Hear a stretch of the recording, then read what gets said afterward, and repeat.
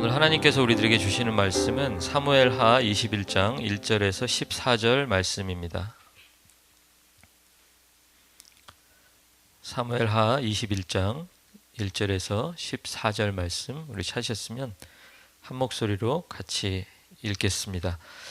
다윗의 시대에 해를 거듭하여 3년 기근이 있으므로 다윗이 여호와 앞에 간구하매 여호와께서 이르시되 이는 사울과 피를 흘린 그의 집으로 말미암음이니 그가 기브온 사람을 죽였음이니라 하시니라.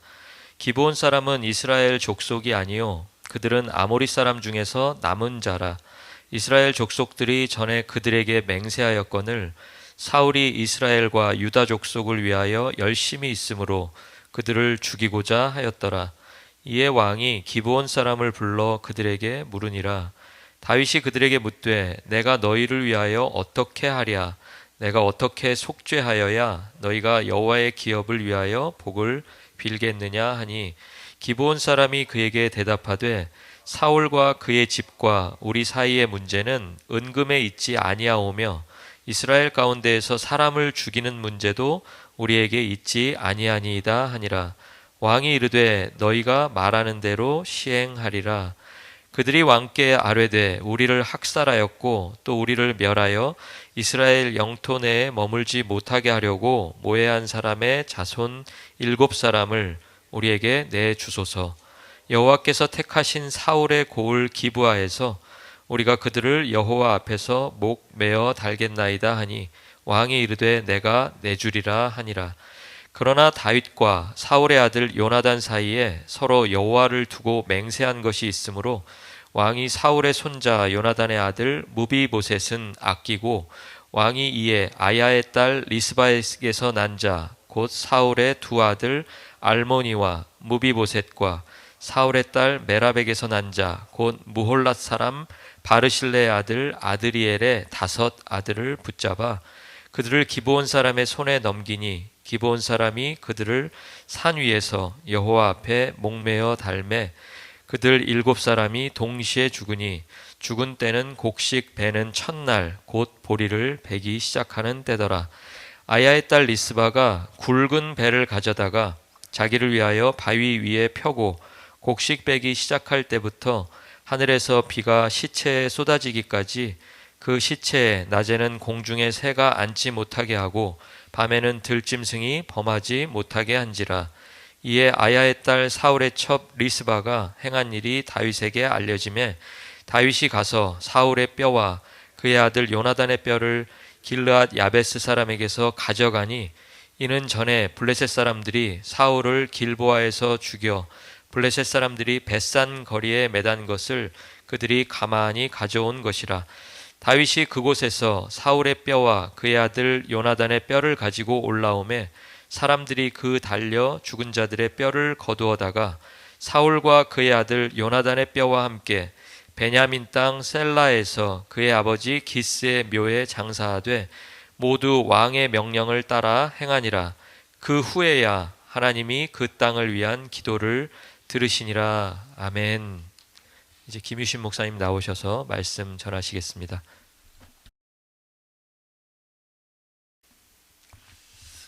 네, 저희가 오늘은 설교를 시작하기 전에 본문을 읽으면서 먼저 한 가지 좀 기억해야 될 부분이 있는데 사실 오늘 본문의 내용은요 어떤 그 사건의 시간 순으로 배열되어 있는 부분이 아니라는 점을 조금 기억을 하셔야 됩니다. 특별한 어떤 메시지를 전하기 위해서 앞에 일어났었던 그 내용을 독립구문으로 가져다가 뒤에 붙여놓은 형식인데 사무엘하 21장에서 24장은 그러니까 어떤 일종의 부록처럼 특정한 주제와 사건을 통해서 다윗 왕조의 그 평안이 어디에 달려 있는가를 보여주고 있는 그런 부분입니다. 그러니까 곧 하나님과의 그 관계가 가장 중요하다는 것을 강조하기 위해서 사무엘서 뒷부분에 그 내용을 별책으로 그렇게 갖다 놓은 겁니다. 주석가들은 오늘 읽었던 그 본문의 사건이 일어났던 시기가 압살롬의 반역과 그리고 시바의 반란이 일어난 다음에 생긴 것이 아니라 다윗이 무비보셋을 찾았던 사무엘하 9장과 그리고 압살롬의 반역이 일어났던 15장 그 상간에 어디쯤 일어났던 것이다, 그렇게 추측을 합니다. 그러니까 우리가 그 시기를 조금 이해하고 오늘 본문을 들여다보면 왜 하나님이 시간이 한참 지난 후에 사울이 저지른 일로 다윗에게 책임을 지게 하시는가, 그 부분에 대한 오해를 조금 더 쉽게 풀고 접근할 수가 있다는 거죠. 하나님은 지금 사울 왕 때에 발생했던 그 사건, 하나님의 계명을 어기고 기브온 사람들을 학살한 사건을 사울의 뒤를 이어 왕위를 물려받은 다윗이 해결하기를 원하고 계시는 겁니다. 다윗이 직접 한 게 아니죠. 사울 왕이 저지른 일이긴 하지만 그때의 이스라엘의 군대가 그 일에 함께 동참하였고, 언약 백성이라는 그 개념으로 보면 다윗도 사실 그 안에 포함이 되는 겁니다. 또한 다윗이 지금 언약 백성의 대표라는 그 입장으로 보아서도 기브온과의 그 문제를 해결해야 할 책임이 있다, 그렇게 볼 수가 있는 거죠. 그리고 다윗이 왕위에 오른 지 얼마 지나지 않아서 일어났던 사건이라고 한다면 사울의 죽음 이후에 이스라엘을 하나님 앞에 올바르게 세워야 한다는 그 관점에서도 다윗이 이 문제를 어떻게 해결할 것인가, 그게 굉장히 중요한 어떤 포인트가 되는 겁니다. 여러분, 이런 내용들을 조금 기억에 두시고 우리가 함께 본문으로 조금 들어가면 좋겠습니다. 본문의 시작이 뭐라고 이야기를 했냐면요, 다윗이 다스리던 때에 3년 연속으로 그 땅에 기근이 발생을 했다고 그렇게 이야기를 합니다. 여러분 아시는 것처럼 그 당시에는 어떤 곡식을 저장할 수 있는 그런 장치들이 마땅하지 않던 시기이지 않습니까? 그러니까 그 철에 따라서 곡식을 추수하는 것이 굉장히 중요한 일이었습니다. 그런데 그런 시대에 흉년이 찾아왔다고 하는 것은 사람들에게는 굉장히 심각한 문제가 될 수 있는 거죠. 우리나라에도 옛날에 보릿고개라는 말이 있지 않았습니까? 지난해 농사를 지었던 양식이 떨어지고 올해 심은 보리가 추수되기 전인 5월달, 6월달 그쯤을 의미하는데, 그 두 달의 기근이 그 당시 사람들에게는 굉장히 큰 문제이고 고통이었다, 그렇게 이야기를 합니다. 그 기간 동안 먹을 것이 없어서 나무의 뿌리를 캐서 먹거나 나무의 껍질을 벗겨서 쪄먹기도 했다는데, 그 두 달 동안의 기근이 그렇게 큰 어려움이고 고통이었다면 3년의 기근은 어떠했겠냐는 거죠. 우리가 상상하는 것 이상으로 그 당시 이스라엘 사람들에게는 굉장히 크고 어려운 문제였다는 거예요. 또한 히브리 사람들에게 그 흉년이라는 것은 단순한 자연재해 이상의 의미를 가지기도 하거든요. 열왕기상 8장이나 에스겔 14장을 보면 백성들의 죄로 인해서 그 땅에 비가 오지 않거나 비가 오지 않기 때문에 흉년이 찾아오게 되었다, 그런 내용을 암시하는 부분들이 기록이 되어 있습니다. 이런 기록을 볼 때 히브리 사람들에게 기근이라고 하는 것은 전쟁이나 전염병처럼 범죄한 백성들에게 내리는 하나님의 심판으로 여겨지기도 했다는 거죠. 당시 기근에 그런 의미가 있었는데, 그런 상황 속, 그런 분위기 속에서 다윗은 지금 무엇을 하고 있습니까? 다윗은 그 흉년을 해결하기 위해서 이웃 국가를 침략하거나 동맹국들에게 도움을 청하는 것이 아니라 하나님께 이 문제의 원인과 해결책이 무엇인가를 묻고 있습니다. 우리가 본문 1절에 보면 다윗이 여호와 앞에 간구했다라는 이야기가 있는데, 그 간구했다는 말을 원어적인 표현으로 직역하면 그가 하나님의 얼굴을 찾았다, 그렇게 해석이 되거든요. 민수기나 신명기 그리고 시편의 내용을 보면 하나님이 그 얼굴을 보이시고 하나님의 얼굴에 빛을 비추었다는 것은 그 대상을 향해서 복을 내리신다는 그 의미를 가지고 있습니다. 그러니까 하나님이 그 문제를 해결할 수 있는 분이심을 알고 있는 다윗은 하나님께서 복을 주셔야지 우리의 민족과 우리의 나라가 잘 살 수 있고, 하나님이 지금 그 은혜를 베푸셔야지만이 우리에게 찾아온 어려움이 해결될 수가 있다는 그 믿음을 가지고 행동을 하고 있는 거죠. 여러분, 본문의 그 사건이 발생한 시점이 언제라고 했죠? 다윗이 왕권을 잡은 지 한참 뒤인가요? 아니면 초기인가요? 그죠? 왕위에 오른 지 얼마 되지 않았을 때라고 했습니다. 그때는 이스라엘이 굉장히 강력할 때 아니었습니까? 다윗이 왕권을 잡은 지 초기에는요, 그가 가는 곳마다 전쟁에서 승리하였고, 주위 나라에서는 다윗이라는 그 이름이 굉장한 두려움의 대상이었다고 합니다. 힘과 권세가 절정에 달았을 때인데, 바로 그 시점에 문제 앞에 서 있는 다윗이 했던 행동이 무엇인가 하면, 동맹국에게 조공을 요청하거나 이웃 나라를 침략해서 식량을 뺏어오는 것이 아니라, 그는 그럼에도 불구하고 여전히 하나님의 뜻을 묻고 하나님의 도우심을 구하고 있다는 겁니다. 그 모습은 지금 내 인생의 주체가 내가 아니라 하나님이라는 그 삶의 고백, 신앙의 고백이 담겨져 있는 모습 아니겠습니까? 지금 내 앞에 찾아왔던 그 상황들, 나를 힘들게 하는 그 문제를 통해서 하나님의 뜻이 무엇인가를 묻고 하나님과의 그 관계를 올바르게 세워가기 위한 그 노력이 사실은 건강한 신앙인들이 추구하는 삶의 방향이라고 보여집니다. 다윗은 그렇게 자신에게 찾아온 문제를 통해서 하나님의 뜻을 묻고 해결해야 될 그 부분을 발견하였고, 그로 인해서 하나님께서 기뻐하지 않으셨던 그 이스라엘 민족의 죄악 하나를 해결하게 됩니다. 사람은 감정적인 존재이잖아요. 그래서 의도치 않았거나 혹은 내가 원치 않는 일을 만나면 나도 모르게 짜증이 나거나 화가 나게 마련입니다. 이런 상황이에요.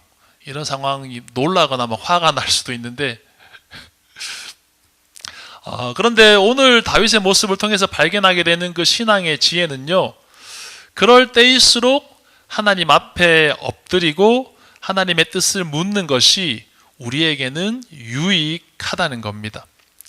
우리가 이번 한 주를 지나면서 또 우리 삶 가운데 여러 가지 일들이 발생하게 될 것인데, 우리가 우리 앞에 찾아온 그 문제 앞에서 감정적으로 반응하기보다는 하나님의 뜻을 묻고 하나님 앞에 우리의 모습이 어디로 나가야 할지를 그렇게 기도할 수 있는 신앙인이 되었으면 좋겠습니다. 우리가 무엇인가를 결정하고 판단하기 이전에, 하나님, 이 상황에서 제가 어떻게 말하고 어떻게 행동하는 것이 하나님이 기뻐하시는 모습이겠습니까? 하고 먼저 하나님의 뜻을 물어보는 저와 여러분들이 되었으면 좋겠습니다. 그리고 그런 과정들을 통해서 우리가 조금 더 지혜롭고 거룩하고 성숙해지는 그런 신앙인으로 세워지고, 그리고 우리의 삶 가운데 은혜를 베푸시고 우리의 삶을 인도하시는 그 하나님을 만날 수 있는 이번 한 주간 우리의 삶이 되기를 소망합니다. 본문을 계속 살펴보면요, 다윗이 하나님께 문제를 해결해 달라고 간구를 하는데 하나님이 그런 다윗에게 응답을 하십니다. 그런데 그 하나님의 응답이 다윗의 입장에서는 조금 이해하기 어려운 부분인 거예요. 우리가 본문 1절과 2절을 보면 이스라엘의 기근이 찾아왔던 그 이유가 무엇이라고 말씀하시나요? 사울 왕 때에 하나님의 명령을 어기고 언약을 맺었던 그 기브온 민족을 학살한 사건 때문에 지금 이스라엘에 기근이라는 문제가 찾아왔다고 하나님이 그렇게 말씀을 하십니다. 여러분, 기브온 민족은 여호수아가 가나안을 정복할 그 당시에 하나님께서 진멸하라고 그렇게 지명해 주신 민족 중에 하나이거든요. 그런데 그 당시 이스라엘 군대의 소문을 듣고 위협을 느꼈던 그 기브온 사람들이 마치 먼 나라에서 온 것처럼 그렇게 위장을 하고 사신을 보내서 이스라엘과 화친 조약을 맺자고 그렇게 거짓말을 합니다. 그때 이스라엘이 제대로 확인도 하지 않고 그들과 섣불리 화친 조약을 맺었거든요. 이스라엘이 여호수아와 함께 여호와의 이름으로 맹세를 하면서 그들을 해치지 않기로 그렇게 약속을 했고, 설령 속임수로 맺어진 약속이라고 할지라도 하나님의 이름으로 맹세를 한 것이기 때문에 하나님은 그 백성들을 공격하지 말라고 그렇게 말씀을 하십니다. 그런데 사울이 왕이 되고 난 후에 이스라엘 민족을 순수 단일 민족으로 만들고자 하는 그 명목으로 이방 민족을 쫓아내는 그 사건이 있었는데, 그때 사울이 기본 사람들을 학살하는 그 일이 발생을 하게 되었습니다. 그래서 하나님의 이름으로 맹세했던 그 조약을 잊어버리고 어떤 자신의 업적을 세우기 위해서 기본 사람들을 죽이는 일을 일으켰던 거죠. 여기서 우리는 그 사울의 모습을 통해서 한 가지 더 인사이트를 발견할 수가 있죠. 신앙생활을 하는 사람들에게 열심은 굉장히 중요합니다. 그런데 열심만 있다고 해서 다 좋은 것은 아니더라는 거예요. 열심과 더불어 뭐가 중요하다고요? 그죠? 우리가 나가야 할 그 방향이 굉장히 중요하다는 거예요. 무엇을 위해서 열심히 하고 있는가? 우리는 어디를 향해서 열심히 달려가고 있는가를 점검해야만 한다는 거예요. 그 부분을 점검하지 않으면 우리 신앙의 열심이 어쩌면 혹은 때때로 우리에게 독이 될 수도 있다는 거죠. 여러분, 신약 성경에 잘 아시는 그 사도 바울도 바울이 되기 전에 사울의 때에 누구보다 열심히 있는 바리새인이지 않았습니까? 근데 그의 열심이 예수 그리스도를 위한 열심이 아니었을 때에 그 한 사람의 열심이 복음 전파를 막고 그리스도인들을 핍박하는 그런 도구로 사용이 되었었습니다. 그때도 지금처럼 뭐가 잘못된 건지 몰랐습니다. 예수님을 만나고 난 이후에 깨닫게 되었죠. 이렇게 사울왕의 그릇된 열심 때문에 기근을 만나는 그 이스라엘을 보면서 우리 신앙의 열심과 방향을 점검할 수 있었으면 좋겠습니다. 우리가 교회 구성원으로 부르심을 받았는데 아무것도 하지 않고 그저 손 놓고 있는 것은 건강한 모습이 아닙니다. 그런데 우리의 열심이 하나님의 영광과 복음 전파를 위한 것이 아니라면 그것 또한 어쩌면 건강한 모습은 아니라는 그 사실을 우리가 분명히 기억을 할 수 있어야 한다는 거죠. 우리가 감당하고 있는 모든 사역과 우리의 모든 헌신, 그 모든 삶의 시간들이 하나님이 기뻐하시는 그곳으로 향할 수 있도록 우리가 날마다 스스로를 점검하고 스스로를 돌아볼 수 있는 그런 지혜가 우리 가운데 있어야 할 줄로 믿습니다. 그 열심과 방향의 밸런스를 잘 겸비하는 우리가 되어서 우리 삶 가운데 아름다운 열매와 결실이 맺혀질 수 있기를 소망합니다. 자, 그러면 이제 문제의 그 해결 방법을 찾아가는 다윗의 모습을 한번 살펴볼 터인데요. 하나님의 음성을 들은 다윗은 무엇이 잘못되었는지를 파악하고 이제 남아있는 기브온 사람들을 불러옵니다. 그리고 어떻게 하면 그들의 원한이 풀려질 수 있을까 그들과 대화를 시도하죠. 그런데 다윗의 입장에서는 우리가 앞에서 이야기했던 것처럼 기근이 발생하는 그 원인과 자신이 책임을 져야 하는 이 상황이 조금 억울할 수도 있지 않겠습니까? 솔직히 말하면 다윗 본인이 직접 관여된 사건도 아니었고 사울 왕이 다윗의 아버지나 가족도 아닌데 다른 사람이 저질렀던 그 잘못 때문에 지금 내가 어려움을 당한다면 그게 사실은 얼마나 황당하고 억울한 입장이겠습니까? 그런데 다윗은 그런 하나님의 말씀 앞에서 항변을 하거나 책임을 회피하려고 하는 것이 아니라 하나님의 말씀에 순종하여서 기본 사람들의 그 원통함을 해결하기 위해서 굉장한 노력을 합니다. 우린 여기에서 한 가지 인사이트를 더 발견하게 되죠. 이웃의 아픔을 외면하지 않는 다윗의 모습을 보게 됩니다. 사실 사울왕이 저지른 잘못을 다윗의 때에 해결하게 하시는 하나님의 방법이 우리도 이해하기는 쉽지가 않습니다. 이 부분에 대해서 잘 이해가 되지 않아서 여러 가지 자료를 찾아보는 중에 복음주의 설교가이자 우리가 하나님을 오해했다라는 책을 쓰신 김형익 목사님의 자료 중에 이 부분에 대해서 이렇게 설명을 하신 것이 있었는데요. 그 표현이 굉장히 타당하다고 느껴져서 제가 잠깐 읽어드리도록 하겠습니다. 하나님은 왜 사울의 문제를 사울의 시대에 알리지 않으시고 다윗의 시대에 기근을 보내서 알게 하셨을까? 사울에게 알게 하셨을지라도 그는 자기가 저지른 이 문제를 풀 수 있는 능력도 마음도 없었을 것이다. 그래서 하나님은 다윗 시대의 기근을 통해서 다윗에게 그 뜻을 알리셨다라고 그렇게 이야기를 합니다. 하나님의 입장에서는요, 지금 자신의 요구에 합당한 반응을 보일 사람이 누구라는 거예요? 사울이 아니라 다윗이라는 겁니다. 다윗이 밉고 다윗이 뭔가 잘못 보여서 하나님이 그의 시대에 기근을 발생하게 하시는 것이 아니라 하나님의 마음을 알아줄 수 있는 사람이 바로 다윗이고 하나님의 뜻에 순종할 수 있는 사람이 바로 다윗이었기 때문에 그에게 기근이라는 문제를 통해서 하나님의 뜻을 알게 하시고 그로 인해 기본 백성들의 문제를 해결하도록 하게 하신다는 거예요. 여러분, 성경에 기록된 다윗의 특징을 한번 생각해 보십시오. 그가 어떤 사람이었습니까? 하나님과 가까이 하려고 굉장히 애를 쓰는 사람이었죠.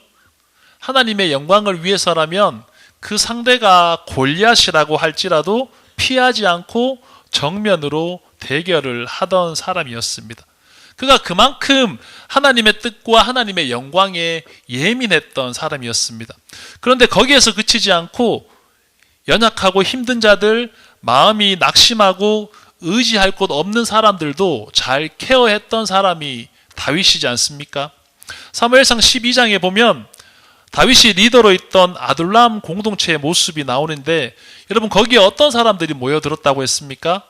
낙심한 사람들, 지치고 오갈 데 없는 사람들, 누구 하나 환영하지 않는 도망자들, 빚쟁이들, 상처투성이에 비관적이고 암담한 그 사람들이 다윗 주위로 그렇게 하나둘 모여들었습니다. 그렇게 연약한 사람들이 다윗 주위에 모여들었는데 다윗이 그들을 내치거나 하찮게 여기지 않더라는 거예요. 그가 지금 자기 한 사람 돌보기도 버거운 상황인데 자기에게 찾아왔던 그 비천하고 어려운 상황에 그 놓여진 사람들, 그 한 사람 한 사람을 존귀한 인격체로 대해주고 그들이 회복될 수 있도록 하나님을 만날 수 있도록 그 공동체 안에서 그렇게 함께 시간을 보냅니다. 그래서 그들이 나중에 다윗 왕가의 그 충성된 일꾼들로 그렇게 세워지지 않습니까? 어떻게 그렇게 할 수 있냐는 거예요. 다윗 자신도 그런 시간을 보내보았기 때문에 가능한 일이라는 거예요. 다윗도 도망자의 신세로 들판에서 그리고 쫓겨다니면서 그런 시기를 보내면서 힘이 없고 연약한 자들의 심정이 무엇인가를 알기 때문에 그들에게 먼저 손 내미는 것이 얼마나 소중한 것인지 알기 때문에 지금 그렇게 행할 수가 있는 겁니다.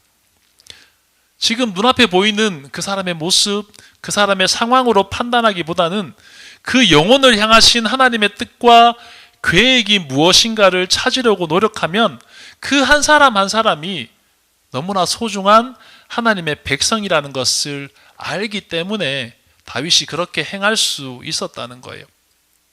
그래서 다윗은 기본 사람들을 바라볼 때 하찮은 자들, 이방 사람들, 얼마 남지 않은 소수의 민족으로 보는 것이 아니라 하나님께서 언약을 맺어주셨고 하나님께서 보호하기로 약속한 대상으로 그렇게 인식을 하고 있습니다.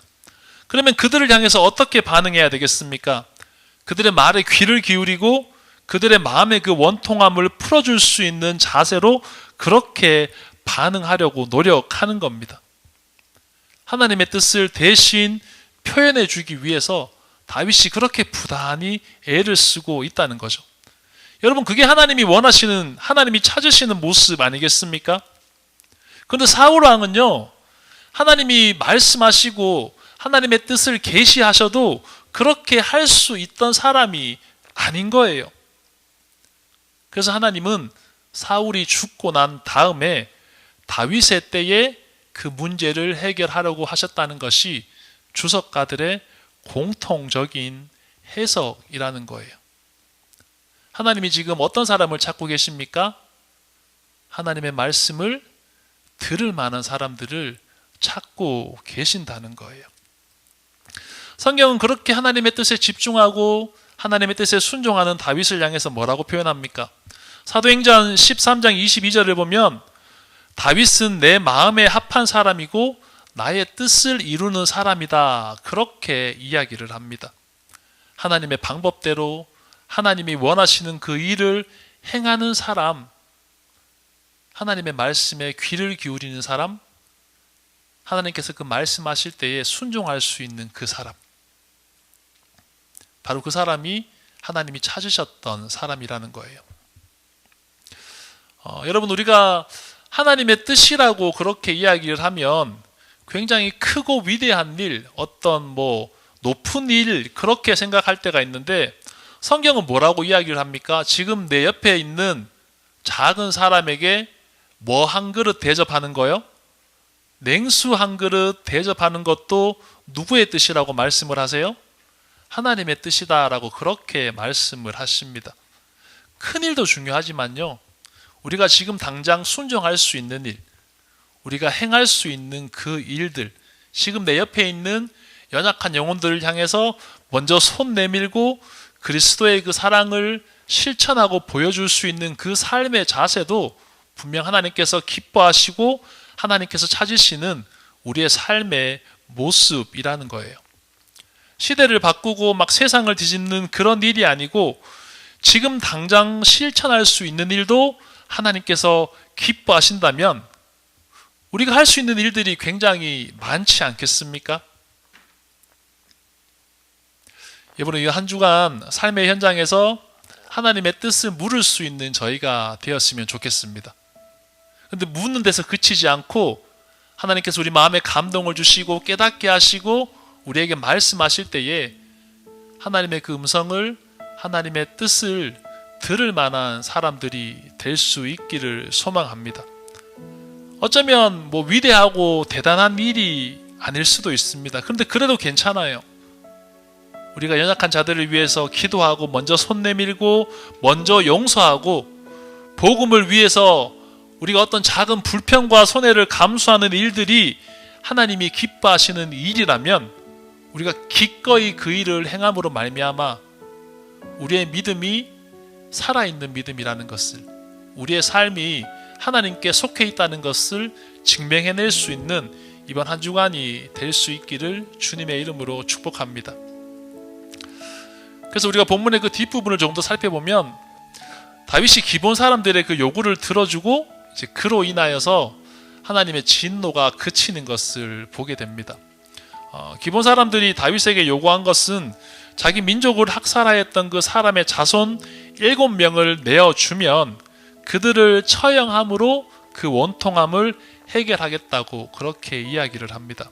그래서 다윗은 사울의 자손 중에 무비보셋을 제외한 7명을 그들에게 내어주고 기본 사람들은 그로 인해서 원수를 갚게 됩니다. 그러면 무비보셋은 왜 거기에 포함이 되지 않았습니까? 그 요나단과의 약속이 있었기 때문이죠. 그런데 죽임을 당한 사람 중에 리스바라는 여인의 아들 2명이 포함이 되어 있었다고 성경이 이야기를 하는데, 그 여인은 사울의 첩이었던 것으로 그렇게 알려져 있는데, 그래서 사울의 핏줄이었던 아들 2명이 죽임을 당하게 되었던 것입니다. 성경은 아들을 잃은 그 여인의 행동에 대해서 꽤나 자세히 설명을 하고 있죠. 새나 들짐승이 그 아들의 시체에 가까이 가지 못하도록 밤을 새워가면서 그 곁을 지켰다고 기록을 합니다. 그리고 그 이야기를 들은 다윗이 사울과 요나단의 유골을 가져다가 기본 사람들에게 죽임당한 그 7명의 유골과 같이 한 곳에 장사를 지내어 줍니다. 본문은 그 후에 하나님이 그 땅을 위한 기도를 들으셨다, 그렇게 말씀을 합니다. 우리가 오늘 본문을 읽으면서 그 전체적인 맥락에서 놓치지 말아야 할 단어가 있다면 그것은 바로 언약이라는 단어입니다. 처음에 기본 민족과 이스라엘이 그 하나님의 이름으로 언약을 맺었습니다. 그런데 사울 왕이 그 언약을 깨트렸습니다. 기본 사람들은 다윗 왕에게 새로운 언약을 요구하고 사울의 자손 7명을 죽이게 됩니다. 그런데 그때 그 언약 때문에 무비보셋은 살아남게 됩니다. 그리고 그렇게 하나님과의 그 언약이 제자리로 돌아왔을 때에 하나님은 당신의 백성들에게 은혜를 베풀겠다는 그 약속을 따라 비가 오게 되고 기근은 끝나게 되었습니다. 그 사건들, 그 시간들을 통해서 이스라엘 백성들은 무엇을 기억하게 되겠습니까?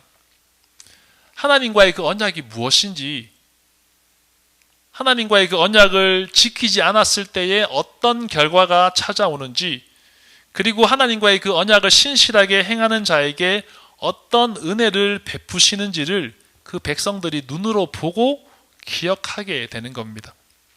그런데 그 하나님의 언약을 잘 지켜가기 위해서는 어떤 사람이 필요하다는 거예요? 다윗처럼 하나님의 뜻을 듣고 그 짐을 짊어지고 가는 자가 필요하다는 거예요. 아무런 연관이 없지만 기근으로 고통을 당했고 대신 죽어야 하는 사람들을 뽑아야 하는 그 고민의 시간을 보내야 했습니다. 그리고 그 죽음 이후에 그들의 장례를 정성껏 치루는 그런 자비도 베풀어야 했습니다. 그런데 그 일을 통해서 기본 민족의 원한과 하나님의 진노는 끝이 났고 하나님은 그제서야 그 땅을 위한 기도를 들으셨다고 그렇게 이야기를 합니다.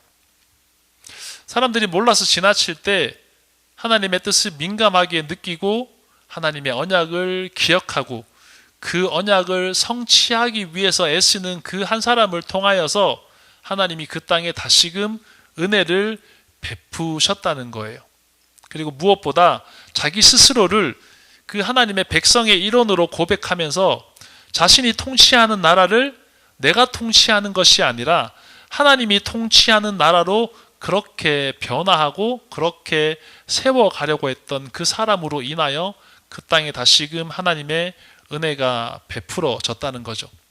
우리는 그런 다윗의 모습을 보면서 내가 속한 공동체를 하나님이 세워가는, 하나님이 기뻐하시는 그런 공동체로 세워가려는 그런 믿음의 결단을 함께 해 나가야 할 줄로 믿습니다. 남의 일이 아닌 거예요. 남이 아닌 거예요.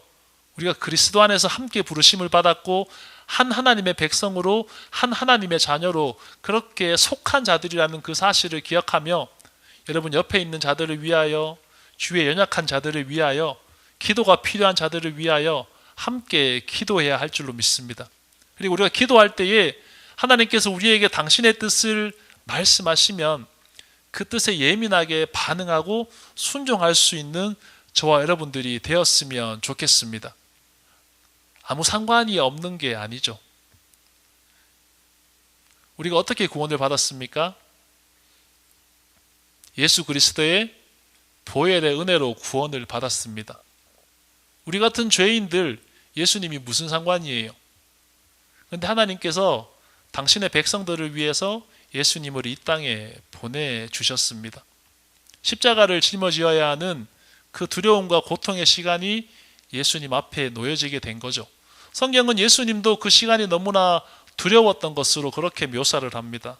그래서 잡혀가시기 전날 밤 겟세마네에서 기도하실 때에 예수님이 뭐라고 기도하셨습니까? 아버지, 할 수만 있거든 이 잔을, 이 고통을 지나갈 수 있도록 해주셨으면 좋겠습니다. 그런데 내 뜻이 아니라 누구의 뜻대로요? 하나님 아버지의 뜻대로 되기를 원합니다라는 예수님의 그 순종으로 인하여 우리가 구원함을 얻고 하나님의 백성이 되지 않았습니까?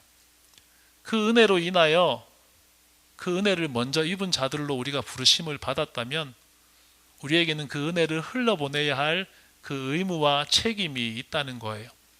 여러분, 이 한 주간 삶의 현장으로 나가셔서 그 은혜를 마음껏 흘려보낼 수 있는 그런 축복의 통로가 될 수 있기를 소망합니다. 그래서 우리 한 사람 한 사람의 그 삶으로 인하여 하나님의 영광이 드러내고 하나님의 은혜가 강같이 흘러갈 수 있는 우리 한 주간의 삶이 될 수 있기를 주님의 이름으로 축복합니다. 함께 기도하겠습니다. 하나님, 하나님께서 찾으시는 사람은 화려하고 능력이 있고 업적이 뛰어난 사람이 아니라 하나님의 음성에 귀를 기울이고 하나님의 말씀을 들을 만한 사람을 찾고 계시는 것을 우리가 성경에서 발견하게 되었습니다. 하나님, 내가 그런 사람 되기를 원합니다. 나의 뜻, 나의 열심, 나의 계획 안에 갇혀 그렇게 내 뜻대로 달려가는 신앙생활이 아니라 우리를 부르신 그 하나님의 뜻에 민감하게 반응하고 하나님의 뜻에 순종할 수 있는 저희가 되어서 저희의 삶의 한 걸음 한 걸음이 하나님의 영광이 되고 우리의 삶의 그 시간들을 통하여서 먼저 받은 그 은혜를 흘려보낼 수 있는 그런 사명을 잘 감당할 수 있는 저희의 삶, 이번 한 주간 시간이 될 수 있도록 은혜를 더하여 주시옵소서. 우리 가운데 그렇게 은혜 주시고 힘 주실 주님을 찬양합니다. 감사합니다. 예수님의 이름으로 기도합니다. 이제는 우리 주 예수 그리스도의 은혜와 하나님 아버지의 크신 사랑과 성령 하나님의 교통 역사하심이 오늘 내가 하나님 앞에 서서 하나님이 바라시는, 또 하나님이 기다리시는 그 하나님의 마음에 합한 자가 되어서 주님이 나를 어디로 이끄시든지 순종하며 간구하며 나아가겠다고 다짐하는 부르신 교회와 교회에 속한 가정들과 가정의 모든 자녀들 위에 이제부터 영원토록 함께 계실지어다. 아멘.